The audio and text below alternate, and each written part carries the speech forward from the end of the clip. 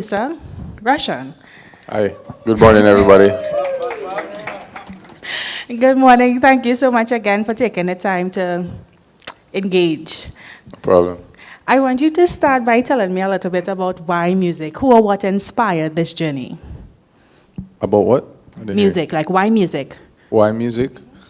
I guess growing up around 11, 12, just my love for like dancehall and reggae and hip hop. And then I started off with trying to become almost like a DJ. Started a song system. And then after that, I said I want to start creating because I felt like I could create things as good or even better than what I was hearing. So that's how it started. Tell me about that confidence, because if you're listening to music coming out of Jamaica and wherever else and thinking that, yeah, I could do better. Yeah, I don't know why. It's just something in my head said, yo, you could do this or do better. So I guess maybe it was destined for me to do, but I don't know why I felt like I could create something as good or better, to be honest. What are some of the challenges that you've encountered that you were able to overcome that contributed to the success that you're enjoying today? Early challenges to my career. Well, to be honest, one of the first challenges were, just getting your name out there, because back then, a few years ago, the industry was even smaller and tighter. Where if you don't have a link in, it's kind of like you have to figure out your own way. So I used that opportunity and said, okay, let me start networking. And at that time, I just had beats. I didn't know any artists, so I went around to several different studios, networked. Maybe I didn't network with the highest level of people, but it could have been like maybe the engineers or even the man who take care of the studio yard or whatever it is. And then he would say, yo, this youth have a bad rhythm, blah, blah, blah. And then, you move yourself up the scale from there. So that was the first thing, was networking and just like getting in. Another thing was, at first, me being a light-skinned Jamaican, because around that time there was a lot of Japanese coming into the culture, so they were known for like just coming in and spending thousands of US dollars. So a lot of the times, artists who maybe never know me thought at first like, oh, is that maybe a Japanese, let me charge him this much for to record on a beat or whatever it is. But so that was a journey in itself, and then they figured out, oh no, it's a yard youth and thing. So I would say those are the first two things that stood out to me as challenging, was the networking and that. And I would say after that is, it's just the distribution of the songs. It's not just about recording the songs or being in the studio. It's about after you get the songs, how you're going to give it towards the people, which I at the time invested in like a CD burner, a multi-disc CD burner, and went in the streets with my friends and literally was handing out CDs. If a car was driving by playing music, I would flag it down and give it. If a birthday party or whatever it was, I would do that because I know like, okay, it's a loud speaker, so more people are going to hear it. So those were I would say the first three challenges. So you overcame the challenges, you paid your dues, and you are who you are today. Can you share your breakthrough moment? At what point did you realize that, hey, I'm actually doing the thing that I dreamed about, and I'm successful at it? Okay, so I think there's two parts to that. Before I had a name for myself, I was giving other producers beats and basically producing it for them, but they were getting the credit because, so a lot of there's producers who actually make beats and there's some that don't. And then also in Jamaica, the culture started was maybe if you use the money man and you get a beat from a little youth, then you use this quote unquote producer. So in this case, I was just giving beats to more established people or people who had investment or quote unquote producer, and actually doing the work, and it worked for them. And I said to myself, well, I'm doing everything I see is working, so I think it's time for me to kind of branch off and do it myself. So yeah, I would say that's the moment. Who are your biggest musical influences? or who were when you just started, and who are your biggest influences now? When I just started, it would be maybe like Sizzla, Beanie Man, Capitan. Their music kind of made me want to create music. Timbaland as a producer, Slang Robbie. Yeah, I would say those people. As creatives, well, I've spoken to a couple of creatives in the last couple of days, and some of them have expressed challenges sometimes with keeping things fresh. How do you keep your sound fresh? How do you keep reinventing, creating new stuff? For me, you have to have your ear to the ground. You can't just be in your own bubble as big as you get, because let's say you have a big song today and you go on tour. Tour can take up 6 months to a year. Just like anything else, music, fashion, art, just regular living, like COVID, for example, so much can happen in 6 months to a year. So as big as you are, you always have to kind of figure out what's going on the ground to keep your ear in tune, because you could create great body of work and maybe the whole tempo of music change. So if you're doing dancehall and, right now you did more slow, sexy music, but 6 months ago you did that, and then you go on tour and then you realize, okay, everybody's turning up now. Everybody might be on different type of energy. Like coming off of COVID, if you realize the music got even more faster, EDM coming around, because people been locked in, so there's more festivals, more energy. Even as crazy as the song, even the drugs have changed, because when people are at festivals, they don't want to take downers, they want to take uppers. So you will see that people are on all of these new drugs that are giving them energy, versus maybe 4 years ago when it was Future coming out with Lean, which slows you down. So there's a bunch of things you have to, as a musician, look at to know what times you're in. And that brings me to my next question. You talk about keeping your ear to the ground. Can you tell me a little bit about how your style has evolved over the years, and what influences are currently inspiring or influencing your sound? So I don't think I fully changed my sound over the years, because over the years, if you check out my older stuff till now, particularly for me, I've always used futuristic songs. So for example, Go-Go Club Rhythm, if you hear the intro, it's very futuristic. That's why it can blend into what's going on right now, 10 years later, for example, because it sounded like the future. So I've always been big on just using unique futuristic songs, things that I think can transcend the era we're in. But overall, like influences, like, right now, obviously dancehall is an influence, the Afro, the Latin. Like I just look at what's the pace of the music at right now, and kind of give my interpretation on it. So yeah, it's just my take on what is current. Based on your experiences, past and present, what would you say are some of the key ingredients that are necessary for one to enjoy some measure of success in the music industry? The key ingredients to what? Success in the music industry. For success, yeah.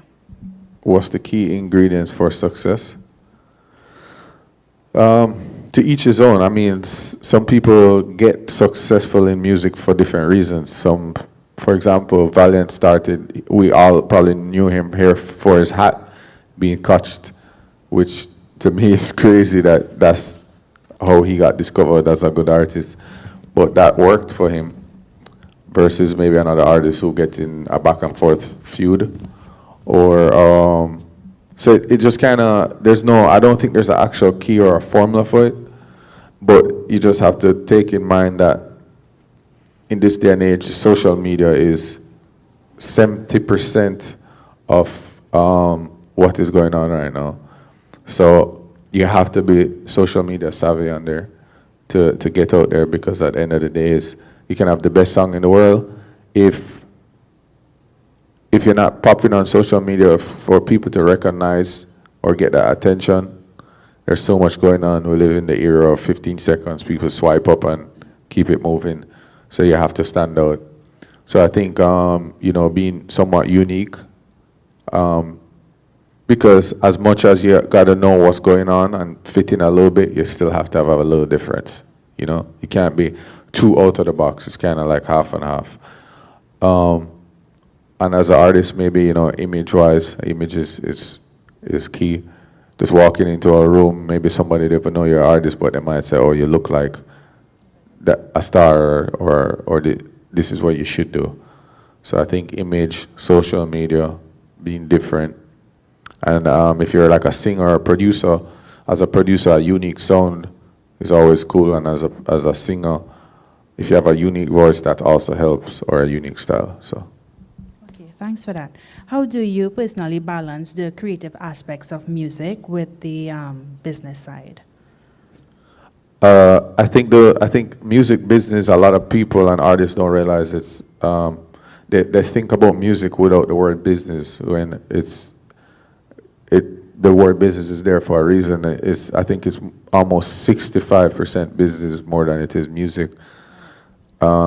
So it's definitely very important to know about the business, to educate yourself. It's not like maybe 15, 20 years ago when artists couldn't Google something. Now everything is on Google. We even have AI where it can translate or summarize a contract or whatever it is. Or, you know, so a lot of artists maybe back then, or even now, still sign contracts without looking into it and then complain after, which to me is kind of dumb, because you guys signed it, and yeah, I understand you wanted the opportunity, but in the same breath, you could just still look over it or have someone look over it. So, yeah. Okay, thank you. What are some of the best ways for new artists and artist managers to monetize their music? Monetization for artists and artist managers to monetize it. The best ways. I mean, the standard way first is, you know, publishing.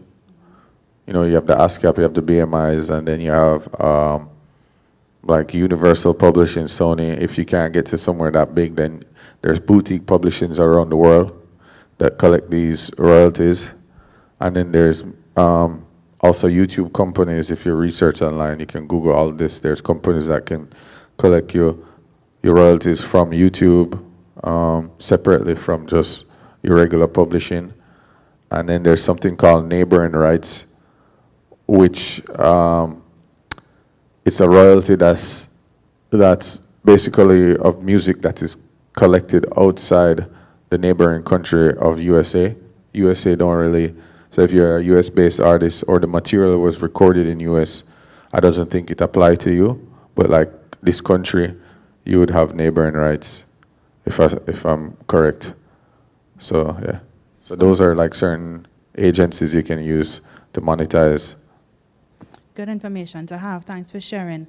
How important is financial planning in the early stages of one's music career? It's probably one of the most important things, because, you know, many artists make the money and then go broke a year later. So it's very important to figure it out. I mean, you know, to be real, a lot of artists go through stress, maybe because today they didn't have no money, tomorrow they have a hit, they have a big song, and then they have their whole family, or they feel obligated to give everybody who asks. You know, it's just kind of about being honest with yourself and saying, well, at the end of the day, don't take up a responsibility that wasn't there before. And if you are, you have to pace yourself, because for you to consistently make money, you have to invest back the money into you. So if you get $100, you can't spend 100 and expect you to make more. Maybe you spend 30% to the 70% you reinvest into your career. So these are things I feel like artists need to think about, producers need to think about the investment side of it, because it's very important.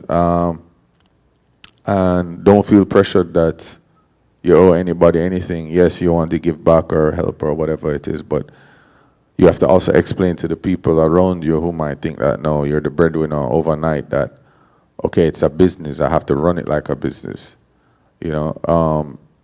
And I think that people want to, if they open a store tomorrow, they'll run it like a business, but if it's a music career, they don't want to do it like a business. they keep forgetting that it's actual business. So the same way you need cash to inject back into the business, you need to do it in your career. You need to have a savings, you need to have this, you need to have that. The same exact principles of a regular business needs to be applied to music business.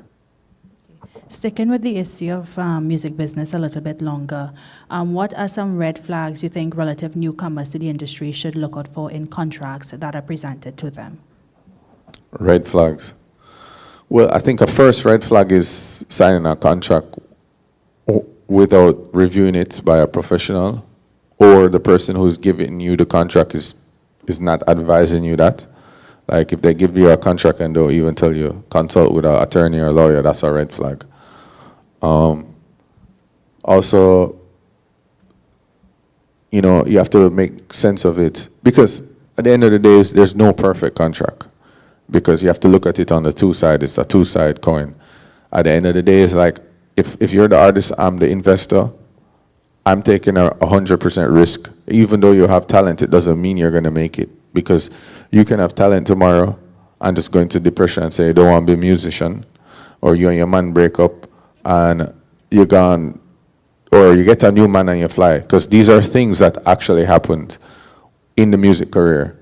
That's happened to artists and producers and people like myself who have invested into artists. The lady gets a new man and forget all about her career, and you can't find the person. And yeah, you invested maybe 100, 200,000, whatever the case is, or you just go into a bad state of mind. So you have to also think about the investor. They want to protect their investment.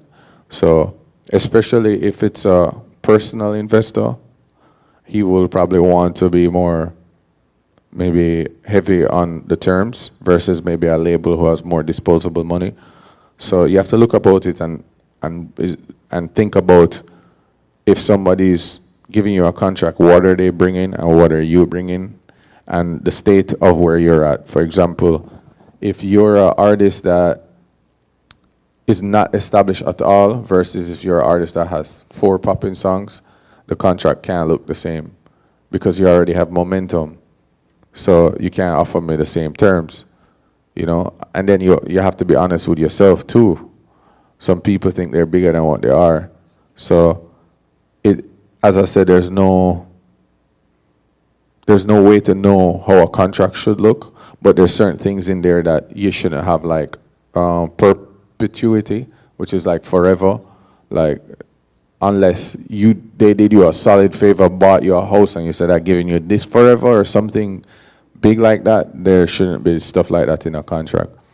Or you know, yeah, I think that's probably the main thing that you should look out for, that word. Okay, thank you. How should new artists and producers prepare for changes in the industry, such as the rise of AI and shifting trends and consumer behavior? AI, I don't see it as a threat. I think I see it as a tool personally. I personally use AI as a tool, not for the actual creation, but for example, let's say I wrote a song for Bob Marley, right? And I wrote the song and I wanted to play it to him, I would use AI. I write the song, I sing the song, and then I use AI to just use his voice. So if I go to him and play it tomorrow, he could hear how he would actually singing it.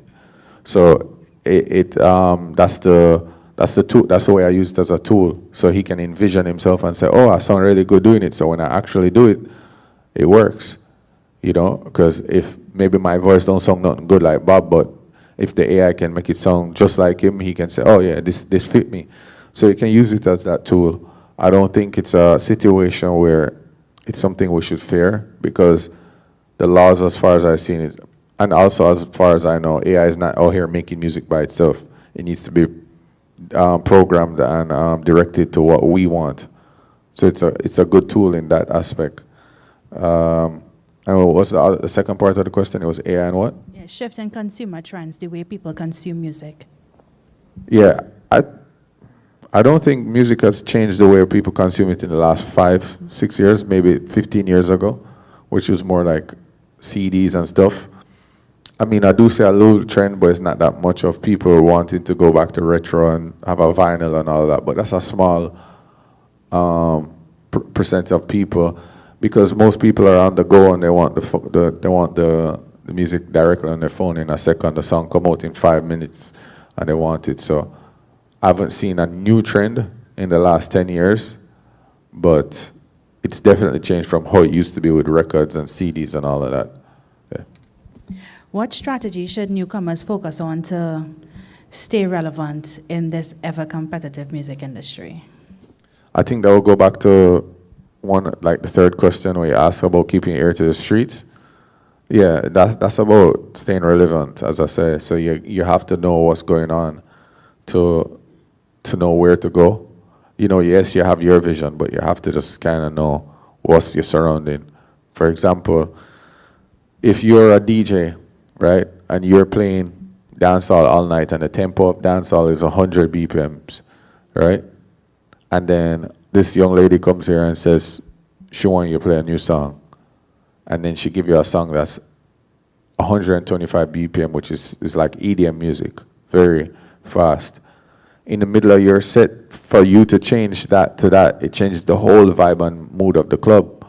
So, not saying she can't have a hit song with that, but at the end of the day, you have to think about those challenges. The first thing a DJ will ask you is, what's the tempo of it, or what's the vibe of it? And if it sticks out too much, he's more, you know, going to be like, it's not fitting the vibe. But if it's kind of like, yo, it's similar to that new, let's say it's similar to Taliban's, that same vibe, you can play it right behind it, then he will just play with it. You get me? Because it will fit into its genre. So that's why I say you have to kind of be knowing what's going on, but there's never any rule to music, because as I say, she could be the one who come and change it and change the whole sound from that slow music to something up-tempo. So there's no rule, so yeah. For people who are looking to venture into the realm of music beyond being an artist or a producer, and into roles more like entrepreneurship, the business side, what steps do you think they should take to prepare? What should they know before venturing into this space? Like to be an entrepreneur into arts, music side. I think you know, education on just, as I said, the business side of any business is pretty much the same thing. The only thing different is maybe educating yourself on the royalties, educating yourself on how the different types of royalties and the splits, and you know, the things that are really tailored to music, but the overall business between a regular businessman and a musician, a music business person, is almost the same thing. It's still at the end of the day is checks and balances and all of this, where you have to know all of that. It's the same way running a business. Marketing is a good thing to also look into, because you have to market your business as well. So I think if you have some form of background on running a good business or marketing, it can help you with the music career. Looking back at your journey and taking into consideration all the tips that you're sharing now for successfully navigating the music space, is there any one thing you know now that you wish you knew when you were just starting out? Yeah. I wish I knew how corrupt music was. All right, so music is very political as you, I mean, you guys as consumers or fans or whatever might have seen it, you know, like, the downside of music is, as much as you love music, you might come into music just saying, I want to be a singer, but it doesn't only come with that. So you have to be headstrong in terms of knowing it comes with a lot. For example, you could be a singer from one community, and then now you're the popping singer, and then it comes with a lot of responsibility. Now, use the man, use the don, use the this, then you can't link with the man across the road because him sing for that man. So you have to know it's a lot of politics, and even if you don't do dancehall music, it's still competition, it's still politics, you know, like the whole competition they have between, let's say, back then it was Mariah Carey and, what's her name? The lady from Bodyguard. Whitney Houston. They used to put them against each other. So it's a very competitive thing, and you could just really want to come into it to just do music, and then you find yourself in there beefing, or somebody you even idolized before start hating on you because you idolize them, and idols become rivals. So you have to be headstrong to know that, or even as you said, which things I wish I knew. I wish I knew it came with all of that. Even though I can handle it, I think a lot of people need to know it comes with these things, and it can make you or break you. And it has broken a lot of people because they might have been heartbroken on the journey. Or, oh, I used to look up to this artist, now we're beefing, and it just discouraged them, or just the politics of it. So these are things you need to keep in mind. As outsiders looking in, though, sometimes you might assume that the beef is just like a marketing ploy. As an industry insider, how much of it is real? Funny enough, sometimes it can start as a marketing, and then it turns to real. So sometimes, but majority of it is real, and then there's a small percentage of time when beef is marketed, and then egos come into play, and fans pick a side and changing the narrative on the internet, and then it has changed to real. So I've seen personally where it started fake and then it became real. So. Okay, shifting gears just a little bit. What are your thoughts on the evolution of dancehall? The evolution of dancehall. I think right now, dancehall is, I think, in a better space than it was right now than it was maybe 3-4 years ago. Because I think 3-4 years ago it was just a little too dark in terms of topic. It was very scam related or just things that weren't relatable to the public. It was just very, very, very underground street. I think now they're realizing and getting back to having fun, singing broader topics, singing about love, girls, their experiences, versus everybody was singing about chop card or whatever it is. So I think it's changing and going back to what it should be.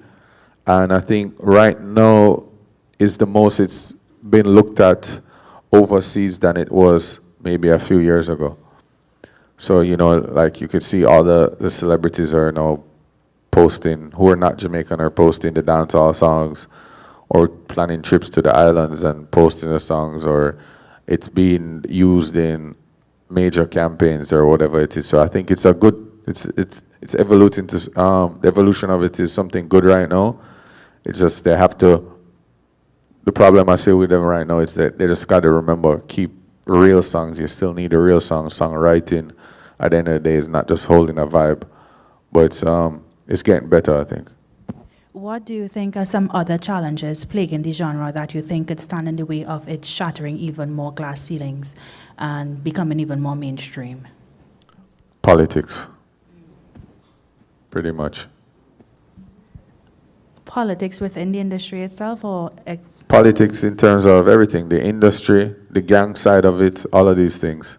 I think that's the biggest thing, destroying the culture. Because, for example, if you are an outsider, let's say you're Puma and you want to do a campaign with an artist, you might think twice and say, let me go take it over to Afrobeats because our event might not get shot up. And that's just a reality of it, and that's what's affecting the music. So you have to think about these things of in the music, is that if you want outside people to come in and help you grow, you have to think about what they're looking at when they're looking and what they're comparing. Because they might say, well, we can give the money to him and cause a problem for a company, or we can go maybe over to a similar genre like Afrobeats where they just sing about love and fun and we don't hear no problems, and let's put the money over there. That's just the reality of the situation. Is it unrealistic to think or hope that there are things that could be done that would cause a culture shift to remove the politics that is causing or holding back the further development of the genre? Something to remove? I mean,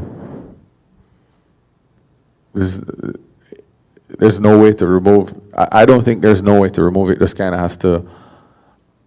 It was always there. I think it's more dominant now. I think people are just need to realize if they're doing music, and leave the other side of it. So there's no way of changing it. It just has to die out itself, or yeah, or whoever is causing chaos in the industry will eventually maybe not be as successful or whatever it is. So they're not influencing that. But it's just a matter of influencing each other's, and people see it. And but I think the politics just should come out of music, and it should be more music. Shifting gears yet again. You've been in the industry. You're one of the more prominent players within the industry. As a relative newcomer to the industry, how would I get you to notice me if my dream is to work with Rvssian, have Rvssian work on a project with me as a producer? How do I Producer get or artist? Yeah. I think the first way is probably obviously social media. If I see you on social media, that's the gateway to almost anything right now. Like, if I see you on there and you're an artist that have a cool voice, for example, Nige Boy, you know, I discovered him on social media, and then we've made all those hits since then till now. So that's the first thing I would say. And then just even if I met someone in real life and I heard their voice or whatever it is, even if they don't have a following, if you stand out enough, I'll remember you, and it will maybe influence me to want to work on something with you. So I would say those two ways are the most, or you know, a friend of a friend that always works. Yeah. What do you want your legacy to be? Legacy to be, I don't have like, so this is not something I really thought of, because I'm just doing music, and then at the end of the day I can look back at everything and say this is what it became. Or, you know, I have a goal of, I always feel every year I want to outdo what I did last year. So if I had a song that went 10 times platinum this year, next year I might want 15, 12, just growth. So that's what I used to motivate me, is just keep doing good, and at the end, whatever it, you know, boils down to it is. But obviously I want to be remembered as someone who has collaborated in every genre, because that's what I do, you know, from dancehall to Latin to hip-hop to European music to everything, and that has blended multiple genres and artists from different culture, Afro, all of these. So I would want that to be included as one part of my legacy, as like a game changer or someone that's curated different cultures. But I haven't really sat and thought about, oh, this is what I want it to be. But yeah. We're here having this conversation, which forms part of the Creative Economy Power Arts Convention. How important do you think events like these are to empowering creatives here in the Caribbean? Yeah, I definitely think it's very important, because it brings awareness to certain situations. Like, you know, maybe I spoke about the politics side about it, and somebody said, yo, you know, I'm not really into that part of it. And I don't think, as much as I love music, I could deal with even a little bit of that challenge. So, or it could also be where a more positive side of it, where they're like, okay, this is what I needed to hear to motivate me to do it. Or just like I spoke about the contract, just knowing these words are in there. They could have been about to sign a contract tomorrow, and they said, you know what? I heard him say I maybe should appoint an attorney, or I saw this word in the contract. So it's very informative, and I think it's definitely good as people who are in the industry and have experience to share with others and advice. Yeah. Going back to your origin story a bit, one of the common themes that came about in conversation with creatives over the last week is that their parents weren't always supportive. Caribbean parents, you know, they have this dream that their children would pursue more stable, quote-unquote, careers like teachers, lawyers, doctors, and stuff like that. Were your parents, your family always accepting of your dream to pursue a career in music? Okay, so I don't think it was only a Caribbean thing. I think maybe all of that changed the dynamics in the last 5 years. Because if anybody in this room told their mother they're going to be a streamer, your mother going to look at you and say, which stream you are going to You know, there's stream what that never existed. No, you have streamers making millions of dollars a month by playing a video game, or your mom used to tell you, you're playing too much video game, that not gonna pay no bills right now. Video game was they're making so much money. So I think that has changed in the last 5 years, and your parents may be saying, okay, there's different outlets so that other than the traditional doctor, lawyer, all of these other occupations. For me, my situation with my parents was I had a year after I finished high school that I passed for college, and I had an empty year, and I said to them, I said, yo, I'm going to try music. If I don't make it in this year, I guess I have to go to college or whatever. And I made sure I make it in that year. So that's what happened for me personally. So they gave me that opportunity to do what I want, and if not, I would have to attend somewhere else. For those who don't know, what was the success that you had in that year that let your parents allow you to continue what you wanted to do? Pardon me? For those who may not be aware, during that year, you said you had a year to prove that this is something that could be profitable. What was the success that you enjoyed at the end of that year that let them acquiesce and say, okay, yeah, proceed?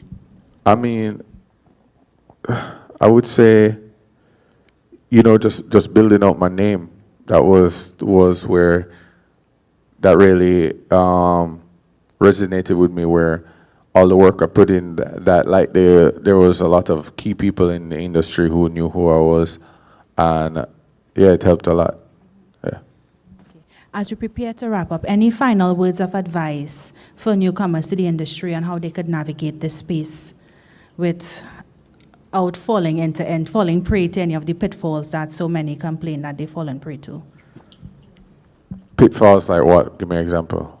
Some of the things that you would have highlighted with bad contracts, probably being aligned with people that they shouldn't be aligned with. I mean, I think everybody's journey is different.